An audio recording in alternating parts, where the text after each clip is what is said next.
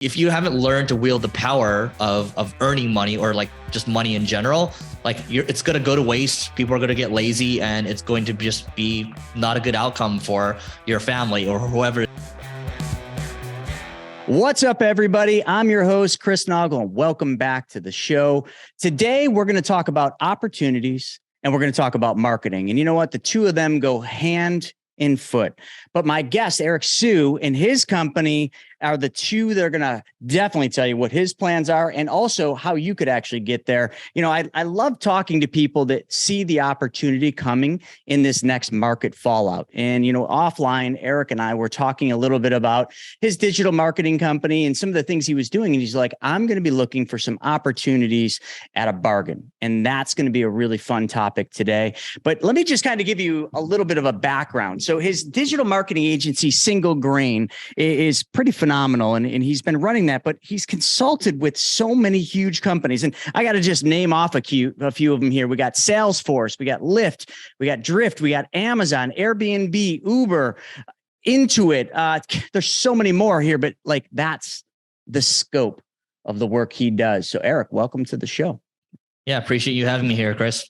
For sure. So, you know, let's talk just a little bit about you for a second. So I know, you know, you, as a young boy, you weren't just like out there creating digital marketing agencies. As a matter of fact, if I read correctly, you were kind of a little underground, just you were doing online poker. And let's talk a little bit about like what you did then and how you made this bridge to consult with such huge companies, run this digital marketing agency. And also we're going to get into your two podcasts. Yeah, sure. So for me, it was always, if I go back to childhood, how this all ties in is I used to play a ton of games growing up. So Americans have their version of sports. There's baseball, there's volleyball, there's football, but gaming has become more socially acceptable. And that was my version of sports. It was my way of learning teamwork, camaraderie, hard work, and perseverance. So I played a ton of games growing up. That was my version. I learned how to play at a high level. And I always thought to myself, if I can find something in real life that was similar to gaming, I would be unstoppable. And fortunately, I found business later. And I even wrote a book about 2 years ago called Leveling Up, which is basically how I look at life. And the way this all connects is I just see life as a game. I see this podcast that we're here doing as a game. I see these books back here as a game. I see having conversations, networking, throwing events, all a game. And everything becomes more fun when it's a game. So you just learn to gamify everything. And eventually what ended up happening, just to, you know, cut the story a little short, is I ended up buying the ad agency that I now own 100% of, called Single Grain. I bought it for $2 out of pocket when I was about 26, 27 years old. And the rest of it was seller financed with a contingency that I put in saying that if the company failed, I would owe nothing. Did I know any of these terms when I was 26? Absolutely not. Did I even know what mergers and acquisitions meant? Absolutely not. I kind of just stumbled my way into it. And that's how you play a game. So how did $2? It's just such a random number. Was it like a $2 bill, or was that just all you had? Like, how did you put that together? $2 is certainly all I had. No, I'm just kidding. So my podcast co-host, Neil, he actually had 10% of the company, and his partner, Heaton Shaw, which is, he's pretty known in kind of the SaaS world, the tech world. He had 10% of the shares. So you basically had to pay $1 for each of their shares. So $1 for 10%, $1 for 10%. The rest of it was seller finance. So that's how it worked. Oh, that's a pretty darn good way to structure a deal. And folks, for those of you that are just listening to this, the one thing you're not seeing is this elaborate wall of books that he's got behind him. It's pretty cool to like see it. I'm looking back there trying to, I mean, you can't really tell, but there's, you know, what titles there are that, but it's a bit faded out. It's pretty epic. So everything is a game. And I like that. You know, it's funny. Right before we did this podcast, I did something I never do. You know, in Buffalo, as you know, it's pretty darn cold. And we actually have sunshine. It's something, it's kind of like this thing came out of the sky. And I'm like, what is that? But it was the sun. So I rushed home and I went on a walk with my wife and my daughter. Now, my daughter is going to be 3 in May. To her, life is a game. Everything is a game. I don't care if it's her walking or running or playing. It's wild to watch it because she's always laughing and always smiling. So I really honed in when you said this podcast is a game, business is a game. Can you define that a little bit? I mean, did you just get that from when you were doing, you know, all the gaming, or is that something from when you were a child that you just never gave up?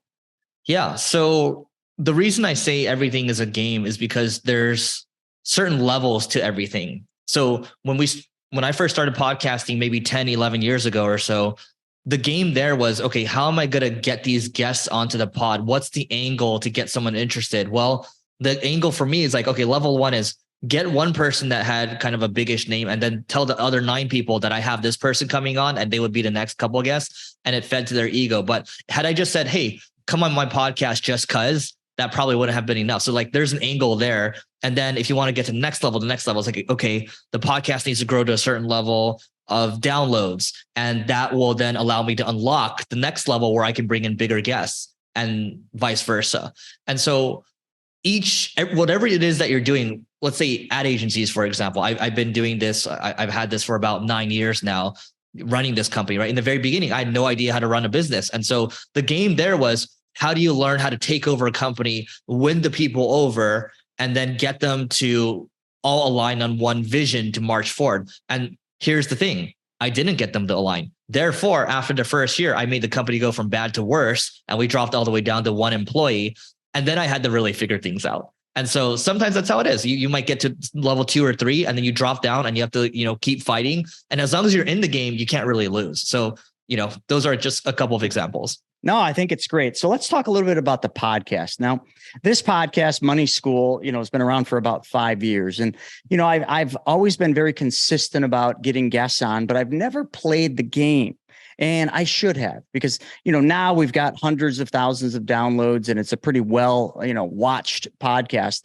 But had I just played the game different and in the beginning gone out and found really big names in the money space or really big names, just in general, and I had lured them onto the show and then use those names, because I've had huge names on, use those names to go out and get more, I probably could have done this way faster. And even though I don't monetize this podcast, I probably could have. So I think one of the takeaways is the way you looked at that as a game is a much smarter and faster way to not just build a podcast, but also to build any business. So now I want to take that same trajectory and I want to kind of move over to digital marketing.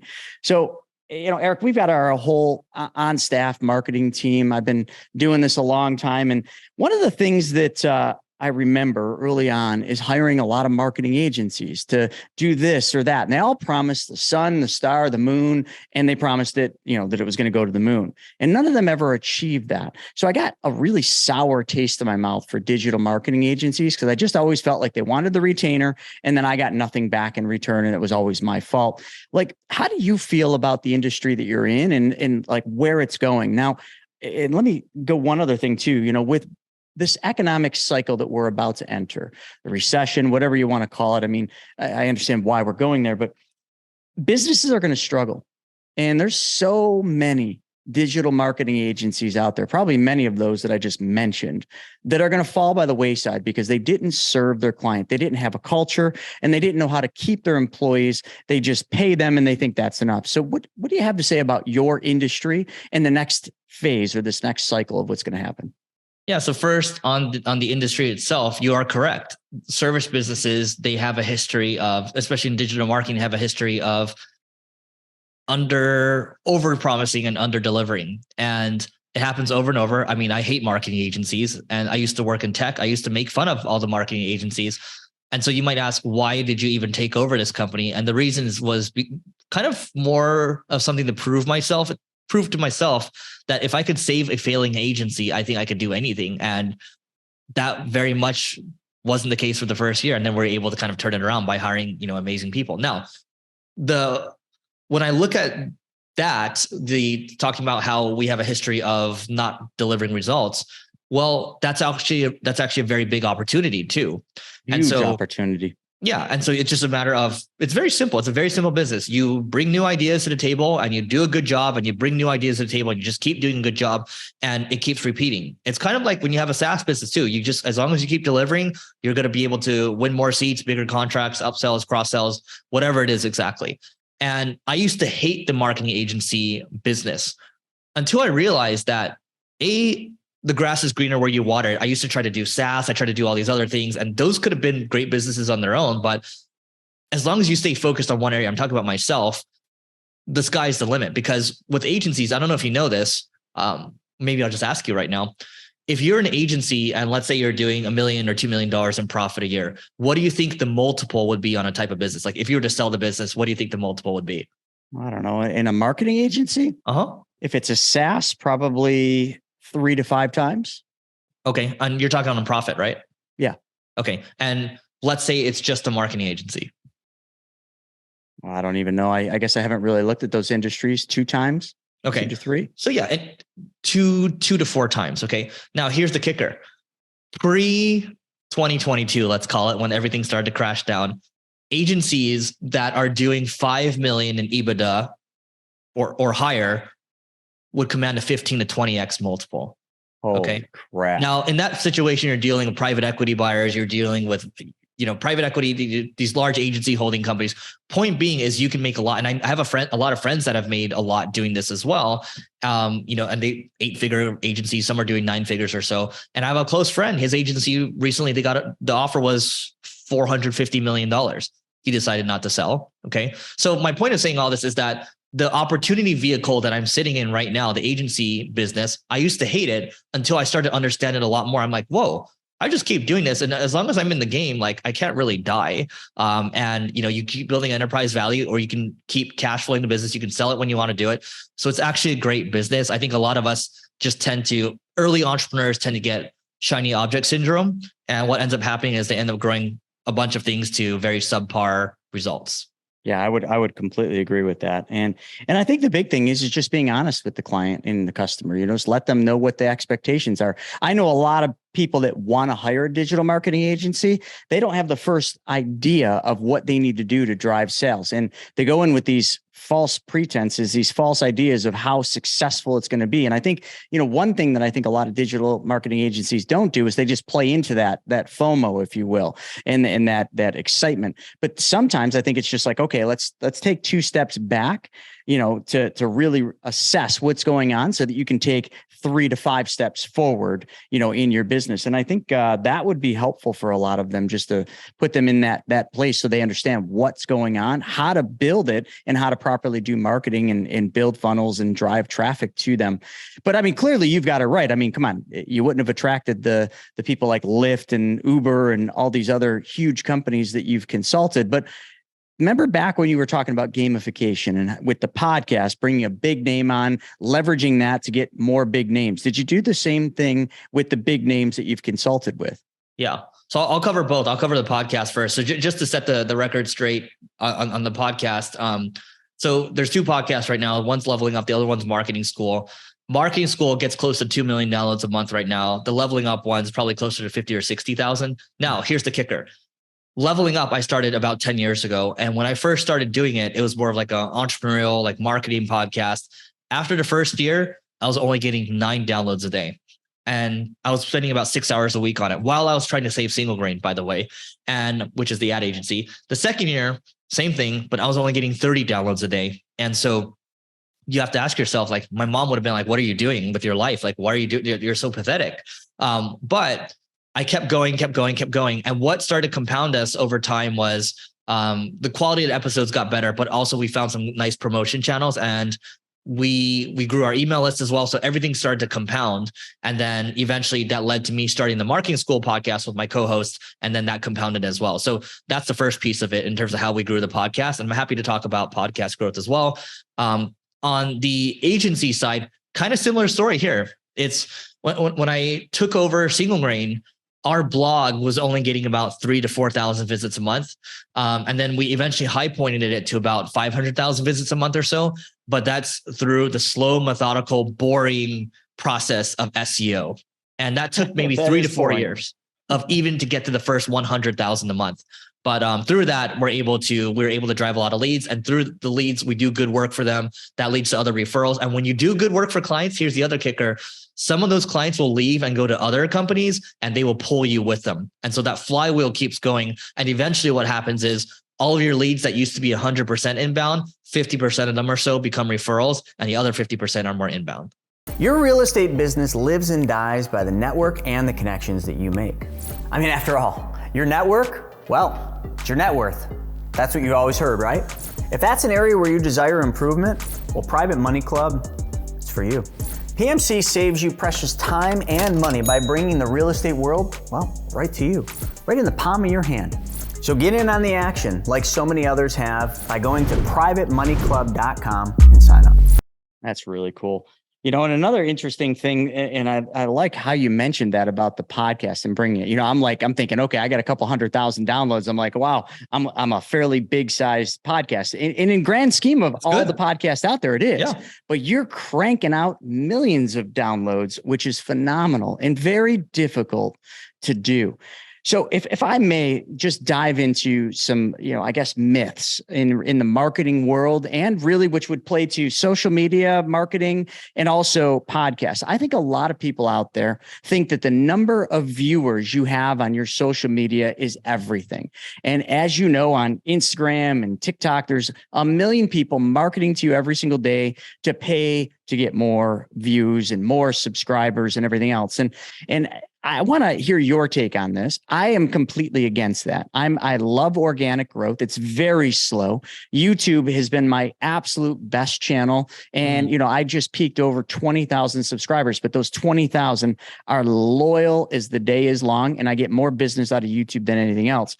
And a lot of people are like, oh, you got to have hundreds and millions of followers. So they go out and they buy followers and they get nothing from that. I'd love it when you're looking at an Instagram post, and they've got 1 million subscribers and there's like 2 comments. Like, what is your take on that? And what do you think the best way for somebody just getting into the game? I don't care if they're trying to build a podcast or social media, the two can be used together. What do you think the best way to build up their subscriber base in that list? Yeah. So speaking from experience here, if you're looking to build viewers, subscribers, whatever it is exactly, I'll tell you early days for my YouTube channel. We have a leveling up channel. And when I was consistent and I was only focused on one subject, that's when it started to compound, where most of my videos would get 20, 30, 40, 50,000 views. Some would get a couple 100,000 views or so. And I was growing like really fast. And I was only focused on talking about one subject, which was marketing. The moment I started talking about other stuff, investing, startups, NFTs, whatever, the algorithm was kind of like, whoa, what are you trying to do here? And there's like, wait, you're not focused anymore. Like, we're going to give the reach to somebody else. And so specifically for YouTube, for me, now we're just focused, we're just locked in on one topic and we're kind of like rejiggering or we're reviving it. And I would say that's the same thing that applies to, let's say you're doing a podcast. Like if you start talking about all this different stuff, there's a little more leeway with podcasts, but you generally want to stay around the same area. So for example, marketing school, it just so happens that my business partner and I on that one, we're both operators. And so sometimes we'll talk about investing, we'll talk about startups, we'll talk about marketing, but we generally stay around the same area. Same thing for the other channels too. So that's what I would say. It's the consistency piece and it's the focus. Most people on YouTube and podcasts, they tend to give up after the first 6 months or so. And they will say, oh, it just didn't work for me. Yeah. And for any of you listening to this, and I'm sure we'll both say the same thing, the magic in YouTube is be consistent and persistent. And like you said, most give up after 3 to 6 months because it's too much work and they're not getting anything. You're 3 feet from gold, because the average time you look at any of these people on YouTube that have millions of subscribers, it's almost a mathematical equation. It's usually 5 to 7 years of consistent content that they've put out. Even if their content was crap in the beginning, it will get better as they've got better editors, but that's always what I've seen. Eric, what would you say is the magic for YouTube? Would you agree with that? Or would you say I'm missing something looking at that? Yeah, I'm just, to be honest, I'm looking at your YouTube channel right now, and the stuff is stuff that I'm interested in. The content is stuff I'm interested in. And what I found over the years, I've seen this in 2 occasions. So one was my YouTube channel where I just kept going. And then all of a sudden, it seemed to hit escape velocity and all the videos started to get a boost. Everything started growing at once. And I actually remember Alex Hormozi, for those of you that watch this guy, I remember 2 years ago or so, his channel was much smaller than mine, but I just noticed he was hitting that escape velocity and all of his videos were pumping. And now he's at 1.2 million subs. Here's the other thing I'll say. The subs don't matter as much on YouTube. So I've talked to a lot of creators. I was just at a private creator event in Vegas a couple weeks ago. It's really the views that matter. The views. That's what you get paid on. The views. Yep. The views. And to your point, it's the views and the engagement. So if you have like 1 million views on a channel, but like 1 comment, there's something off. You probably bought those views, to your point. But if it's like there's like a ratio where you have maybe 1% or 0.5% of your people commenting, you probably have something legit. So that's all I would say. It's consistency. I mean, look, who's the ultimate beacon for consistency with YouTube? It's Mr. Beast. So Mr. Beast for sure. And, I'll second that with Evan Carmichael as, somebody that just has been just unbelievable consistent in their content. And look at them. I mean, they make millions and millions of dollars every single year just in YouTube revenue. And that's just a piece of their business model. So it's really wild. And I think a lot of people just want to try to beat the system, cheat the system, or get rich quick. And there is no get rich quick. It's get rich slow. And actually, I don't even want to use the word rich. I want to use get wealthy slow, because it's a marathon. And so is building a business. So is building any marketing campaign. It takes time. So let's just transition a little bit over. Like, what is your future plans? Like, you've got this marketing company, and I know we talked a little bit about possibly buying up some competitors, and you've got these 2 podcasts. Like, what's your end goal? Like, what are you trying to do? Because I know you're not just out there looking for every single customer. You're very clear on your website. We're not really taking on all new clients. We will review it, send us the info. I love that, because it makes you realize that you're real and you don't need every new client. Right. So for us, being selective about who we work with, being selective about who I hang out with in general, like that's very important. And so that's ultimately it's up to the agency at the end of the day. Like, I'm just there to kind of say, hey, like, this is how we used to do things. Like, take it for what it is. This is my vision behind it. Like, go ahead. Because my whole thing for me personally is I'm just going to continue to compound whatever it is I'm doing around my content, because that's one of the ultimate forms of leverage. And I will bring the distribution. I will bring the traffic. And it just so happens to be that the agency is one of my monetization models. And what I mean by that is vehicles. Okay. So monetization vehicle, one of the ones I have is the agency. Now, if you look at Mr. Beast, he drives a ton of traffic. Okay. They go to Feastables, which is his chocolate bars. They go to Beast Burger, right? And whatever else that he's doing. He's actually doing something that's coming soon that I just realized a couple of weeks ago that I'm a part of, but I digress. So if you look at all, like The Rock, he has his tequila, right? And so for me, it's okay. I'm going to build as much traffic as I can around business, marketing, startups, investing. And, my ICP, my ideal client profile is going to be founders. Some founders will need marketing help. They can go to the ad agency. Some could go to the founders mastermind. Some could go to the newsletter. Some can go to whatever it is that I'm going to have in terms of monetization vehicles in the future. So that is the end goal. And the other thing I'll say to answer your question is, in 3 weeks or so, I'm going with a handful of entrepreneurs to Turkey, and it's a really small group. It's 8 of us. You can call it a mastermind, but I think it's too small to be a mastermind, but everyone's different. One person has a WordPress holding company. He just buys WordPress businesses. The other guy has a pet holding company. He just buys pet companies. The other guy has a SaaS that does $300 million a year. Everyone is at a really high level with whatever it is they're doing. They just are really focused. And you talk to anybody, we've talked about this a couple of years ago. I'm like, guys, why do we do this? And it's like, man, like, we don't need to work, but it's like the game. They said it, not me. Back to the game. Yep. I love it. And if you think of it as a game, I mean, you never reach the top. There's never an arrival syndrome, because, a lot of people do suffer from that. They reach a certain goal and they're like, I've arrived. And guess what you're going to do? You're going to go right back down the other side. So you always got to push that envelope. And I love thinking of it as a game, because there's never an end to a game. It just keeps on going on. Yep. It's the journey, right? People talk about, I mean, as cliche as it sounds, people talk about, well, we want to enjoy the journey. Well, the journey is the game.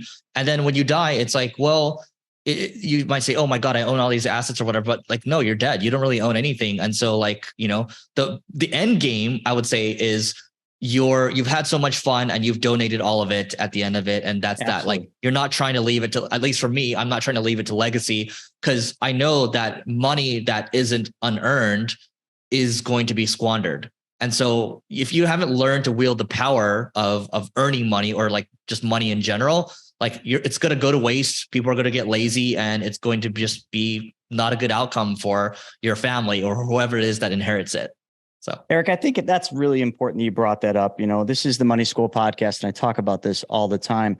And a lot of people listening may not understand this yet, But if you seek the truth, it shall find you. And that is, when we're younger and we're building businesses, it's all about me. It's about money, more things, and then you start getting the nice cars, and then you got the nice house, and maybe you're buying nice watches, which I don't wear watches. I don't even wear nice clothes anymore just because I just don't care anymore. Mm-hmm. But what you'll find, and you can really study rappers. I love watching like the rappers from the 80s and the 90s. They were all blinged out back then. They were rolling their 5-0s and everything else. And I could get that a little bit wrong, but listen, I'm old. I'm 45.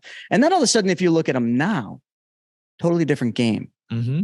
Folks, when you get to a certain level of wealth, you don't need any more money. You'll get to the point where you can have all the cars. And maybe you did. Maybe you tried them all. Maybe you got them in the garage, but you can only drive 1 or 2 cars, right? Maybe you got 10 cars. You can only drive 1 at a time. Maybe you got 3 houses. You can only live at 1 at a time.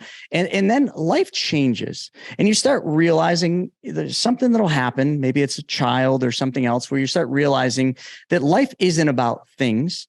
Life really isn't even about money. And you'll realize money's just a tool. And it's how you use that tool that gets you to the next level. And what I found that my greatest joy, the greatest thing I get is giving. Mm-hmm. Now, I don't mean just going out and giving money to anybody, but I mean going out and doing real things. And when I set up my complex trust structure and my foundation, my sole goal in life changed because everything with my daughter, who's almost 3, is all about teaching her the truth about money.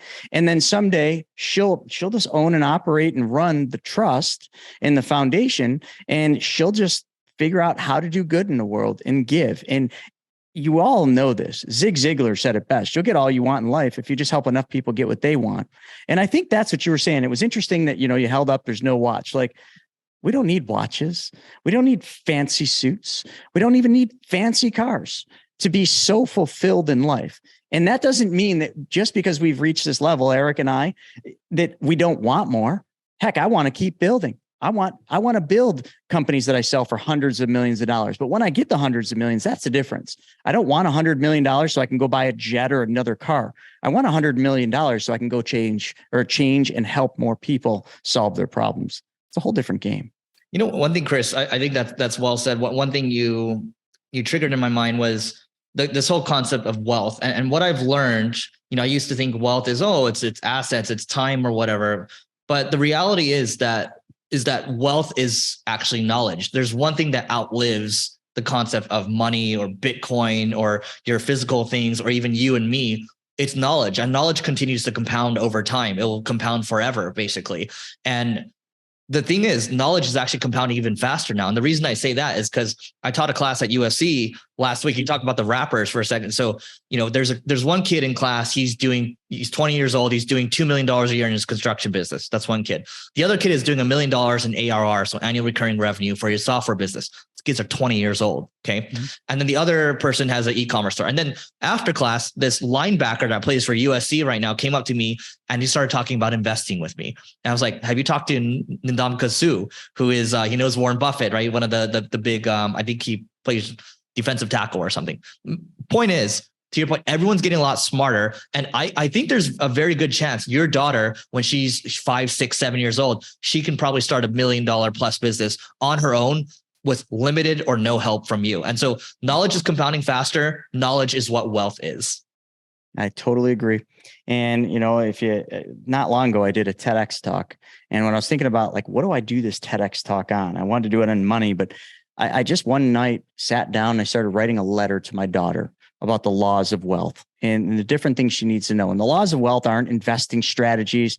They're principles that are around. I mean, if you read The Richest Man in Babylon, you'll hear about the rules of gold. The laws of wealth are just it's just today's version of that. And I literally wrote my entire TEDx talk as a letter to my daughter. And I physically gave her that. And when you mentioned that wealth is that knowledge, that's what I'm passing on. I mean, my biggest opportunity in my life is my ultimate legacy, and that's my daughter. But I must give my daughter the knowledge and the wisdom that I've gotten because of failures so that she can do. And like you said, you're right. Because of that knowledge, because of that wisdom that we're able to pass down, she very well could probably open a multi-million-dollar company, which would have taken us most of our lives to do, or at least me being older. But it's really interesting to see how that progression is happening. And I guess I'm not around a lot of those 20 and early 20-year-olds building multi-million-dollar companies. I do see them, but I always really look at them and I don't believe a lot of it. Like, I don't believe what I see on social media half the time, because a lot of it's just a front. What is there anything you'd want to say about that? Because you're actually know these people. Yeah, I agree with you. So here's what I would say. I think the things that we see on social media where people are doing TikToks and here's my e-commerce store and join my mastermind program and you will also make 7 figures. There's someone I know that was sued by the SEC recently, and that stuff is getting litigated pretty hard. And so I would say that's probably the stuff that leaves people with a bad taste. But these kids that I'm talking to, construction business or SaaS, and then the other one's e-commerce, like the first 2, at least the SaaS business is very hard to do software, right? And the guy knows what he's talking about. And I had a conversation with him afterwards. It's like, you can tell within 5 minutes, like the vibe check of someone, like, are they a BSer? Are they a grifter? Or did they actually know what they're talking about? Same thing with the construction guy too. They're just, kids that it's cool now to be an entrepreneur and they're putting their all into it. And the other thing I'll say is, like, if they're going to USC, either their parents paid for it or they're pretty smart, or both. And I like to think it's at least they're pretty smart. So good point. Good point. So as we kind of get to the end here, Eric, what's the best advice you could give to all the viewers of this podcast? Continue on the line of wealth is knowledge. There's the Buffett quote I like, and I actually have a Warren Buffett bust down here that I'm supposed to put back on the bookshelves over here. But it sticks with me more now when he says the best investment is in yourself. Because if wealth is knowledge and the best investment is in yourself, then absolutely, you just keep putting it in you and nobody can ever take it away. And like, by the way, these books over here, have I read 100% of them? Absolutely not, because this is just knowledge over here. And I use each of these. This is my reference library. I pull things when I need to pull them. So that's the best way, because knowledge really, although it is wealth, knowledge is only wealth when you can apply that knowledge. Mm-hmm. If you just read books to get entertained, you're not going to retain it and you're not going to be able to apply it. So that's another piece I'll throw in there. And folks, I'd urge all of you, just go to Eric's website. It's levelingup.com. Check out his podcast, like scroll through his stuff. He's got an awesome book. So if you like reading books, he's got his book, Leveling Up. He's got his podcast on there. He's got a blog, his YouTube channel. I'm going to start diving into this stuff because there's just so much more. As you can see, I'm actually on his YouTube now and it's playing through, but check it out and learn from it, because there's an awful lot you can learn from what Eric's done. And Eric, I thank you so much for coming on the podcast and sharing some of your wisdom. And, if people did want to work with your digital agency, like, what's the path? How would they actually work with you? Yeah, it's very simple. We work with businesses of most sizes. You can go to singlegrain.com, grain like wheat or rice. And yeah, you can just check it out. I love it.